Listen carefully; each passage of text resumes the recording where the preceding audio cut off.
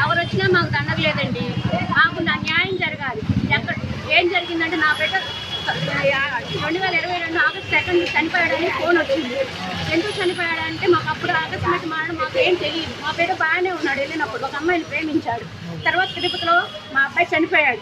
వాడు సూసైడ్ చేసుకున్నాడు. కానీ కాదు, తర్వాత ఎవిడెన్స్ కాల్ రికార్డ్స్ పెట్టి మా అబ్బాయిని చంపేసినట్టు ఒక అమ్మాయి 2-3 కలిసి చంపేసినట్టు మాకు ఎవిడెన్స్ దొరికింది. తీసుకుపోతే ఇదని తిప్పుతున్నారు పోలీసు వారు.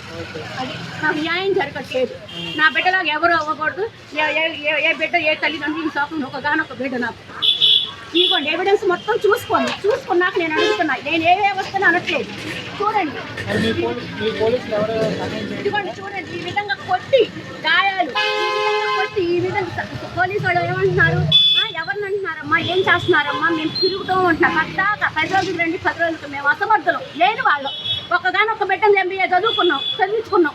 మరి ప్రూఫ్లు చూపిస్తుంటే ఏమంటున్నారు, ఇంట్రాగేషన్ చేస్తున్నాము మేము, మాకు ఎవిడెన్స్ కావాలి, 10 రోజులు టైం అడుగుతున్నారు. ఆగస్టు 2 జరిగిందండి. తర్వాత 4 రోజుల తర్వాత మేము వెళ్ళాం ఎస్పీ గారి దగ్గరికి. మా బాధలు చెప్పుకున్నాం. 30 సార్లు పిలిచి మళ్ళీ ఒక 4 రోజులు రమ్మడం. అలా వెళ్ళి మా డబ్బులు పోయింది, బిడ్డ పోయింది, అసమర్థులం అయిపోయాం. అది మా గవర్నమెంట్ ఏ గవర్నమెంట్ టెక్నిక్ వస్తే ఏ అమ్మది వచ్చిద్దా, ప్రాణాలు పోతే ఏమి లేదండి. ఒకరికొకరు అన్యాయం అయిపోతే ఈ రకంగా నేను ఏడవాలని బాధపడుతున్నాను. అది నా బిడ్డలకు ఎవరు అవ్వకూడదు. నాకేం లేదు. నేను న్యాయాన్ని అడుగుతున్నాను. నా బిడ్డ తప్పు చేస్తే మమ్మల్ని శిక్షించండి. మేము అవసరం అన్యాయం అంటే వాళ్ళని శిక్షించండి.